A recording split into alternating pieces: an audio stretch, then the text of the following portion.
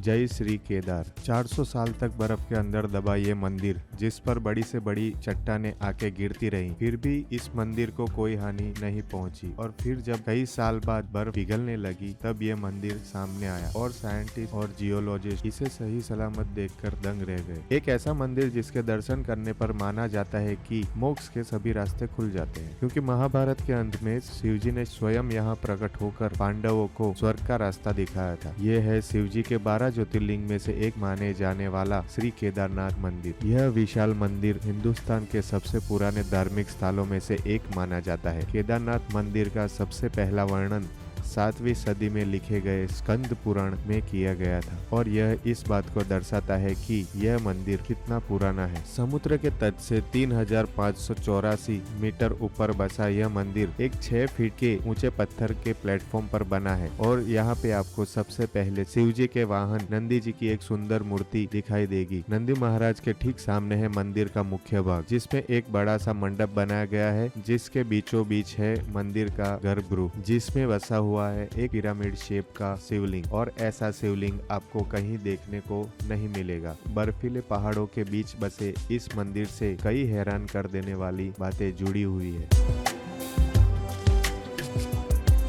कहा जाता है कि इस मंदिर को पांडवों ने बनाया था। मान्यता के अनुसार महाभारत के युद्ध में अपने गुरु और अपने भाइयों का वध करने के बाद पांडव खुद को अपराधी मानने लगे थे और फिर युद्ध के बाद कई वर्षों तक हस्तिनापुर पर राज किया। पर जब इतने समय बीत जाने के बावजूद उनके मन को शांति नहीं मिली, तो ऋषि वेदव्यास के पास जा पहुंचे और उन्होंने पांडवों से कहा कि अपने पापों से मुक्ति पाने के लिए उन्हें शिवजी के शरण में जाना होगा। उसके बाद पांडवों ने अभिमन्यु के पुत्र परीक्षित को अपना सारा राज्य सौंप दिया और द्रौपदी के साथ शिवजी की खोज में काशी चले गए। लेकिन जब काशी में पांडवों को शिवजी के दर्शन नहीं मिले, तो पांडवों ने काशी छोड़ दी और यहाँ से वहाँ भटकने लगे। और भटकते भटकते वो लोग पहुँचे हिमालय में। फिर उनको पता चला कि शिवजी जो है उत्तराखंड के गुप्त काशी में बसे हैं। तो पांडव गुप्त काशी में गए और शिवजी को ढूंढने लगे। जब पांडव वहाँ पहुँचे तो शिवजी ने पांडवों से छुपने के लिए नंदी का रूप धारण कर लिया और वो गाय के झुंड में छुप गए। और कई समय तक पांडव शिवजी को ढूंढते रहे। आखिरकार भीम ने शिवजी को ढूंढ लिया और पांडवों को अपनी तरफ आते हुए देख नंदी रूप में खड़े शिवजी धरती में समाने लगे और उन्हें रोकने के लिए भीम ने उनके पीठ के एक हिस्से को पकड़ लिया और वही हिस्सा धरती के बाहर रह गया। वो हिस्सा पिरामिड के आकार में शिवलिंग में बदल गया और आज बाबा केदारनाथ मंदिर में हम वही शिवलिंग की पूजा करते हैं। पांडवों की निष्ठा देखकर भगवान शिवजी प्रसन्न हुए और उनके सामने प्रकट हुए। उन्होंने पांडवों को माफ कर दिया और स्वर्ग प्राप्ति का रास्ता भी बताया। उसके बाद पांडवों ने शिवजी का धन्यवाद किया और जिस जगह शिवलिंग प्रकट हुआ था वहां उनके सम्मान में एक मंदिर बनाया, जिसे हम आज बाबा केदारनाथ मंदिर के नाम से जानते हैं। 16 जून 2013 उत्तराखंड में आए तबाही मचाने वाले फ्लड्स ने पूरे राज्य को हिलाकर रख दिया था। चट्टानों ने केदारनाथ मंदिर के इर्द गिर्द बसे होटल्स और धर्मशाला को तहस नहस कर दिया, पर केदारनाथ का मुख्य मंदिर और उसके अंदर मौजूद सभी लोग इस खतरनाक फ्लड से सुरक्षित बचे हुए थे। खुद को बचाने के लिए बड़ी संख्या में लोग केदारनाथ मंदिर के अंदर आकर बैठ गए थे और तभी एक विशाल पत्थर बड़ी तेजी से मंदिर की ओर आने लगा। इस पत्थर को देखकर सभी लोग डर से कांपने लगे, पर तूफान की तेजी से आ रहा यह पत्थर अचानक मंदिर के कुछ ही मीटर की दूरी पर रुक गया और इसके बाद जब कोई भी चट्टान मंदिर की तरफ आती तो यह पत्थर से टकराकर वो चट्टान टूट जाती या तो फिर अपना रास्ता बदल लेती और लोग इस दृश्य को देखकर दंग रह गए। और लोकल्स की माने तो यह पत्थर पूरे समय मंदिर की रक्षा करता रहा। कहा जाता है कि इस पत्थर को देखकर लोगों को भीम की गदा की याद आती है और इसीलिए इस पत्थर को भीमशिला नाम दिया गया। आज इस पत्थर को केदारनाथ मंदिर का एक मुख्य भाग बना दिया गया है और आज लोग मंदिर के साथ साथ इस पत्थर की भी पूजा करते हैं। कई लोग कहते हैं कि ये मंदिर पांडवों ने बनाया था, लेकिन कई लोग ऐसा मानते हैं कि यह मंदिर 8वीं शताब्दी में आदि शंकराचार्य ने बनवाया था। बताया जाता है कि मौजूदा केदारनाथ मंदिर के ठीक पीछे पांडवों ने मंदिर बनवाया था, लेकिन वो मंदिर वक्त के थपेड़ों की मार नहीं सह पाया। वैसे गढ़वाल विकास निगम के अनुसार भी मौजूदा मंदिर 8वीं शताब्दी में आदि शंकराचार्य ने बनवाया था, यानी कि छोटे हिमयुग के दौरान, जो कि 13वीं शताब्दी में शुरू हुआ था। उससे पहले ही यह मंदिर बन चुका था। कहा जाता है कि यह मंदिर 400 साल तक बर्फ में छुपा हुआ था। अभी हम लोग आ चुके हैं शंकराचार्य महाराज की समाधि के दर्शन करके। अभी हम लोग जा रहे हैं भैरव बाबा के दर्शन करने के लिए। तो जुड़े रहिए हमारे चैनल के साथ और सब्सक्राइब कीजिए हमारी चैनल को और वीडियो को लाइक कीजिए और जितना ज़्यादा हो सकता है वीडियो को शेयर कीजिए।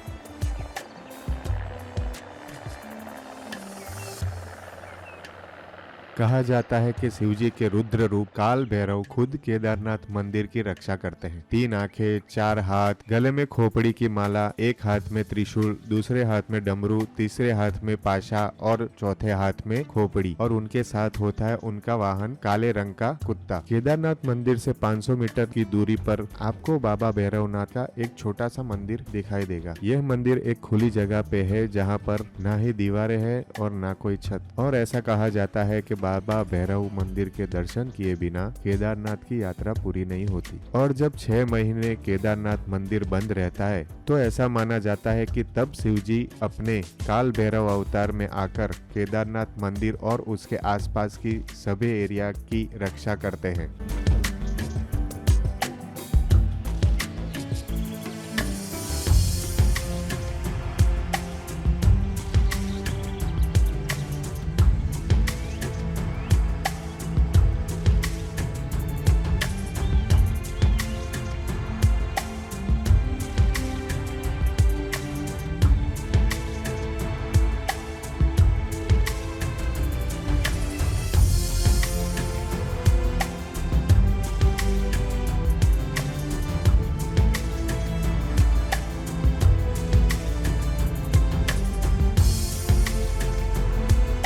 तो हम लोग भैरव बाबा के दर्शन करके आ चुके हैं नीचे, और हम लोग अभी जो है हिमालय के पर्वतों के नज़ारे देख रहे हैं। और इतना ही सुंदर नज़ारा है कि हमको ये जगह छोड़ के वापस जाने का मन भी नहीं कर रहा था, लेकिन हमको शाम तक सोनप्रयाग के लिए भी पहुंचना था वापस। और क्योंकि कल सुबह हम लोग जो है जा रहे हैं बद्रीनाथ, तो एक आखिरी बार फिर हमने केदार बाबा के मंदिर के दर्शन किए, और दर्शन करके हम लोग जो है निकल चुके थे वापस सोनप्रयाग जाने के लिए।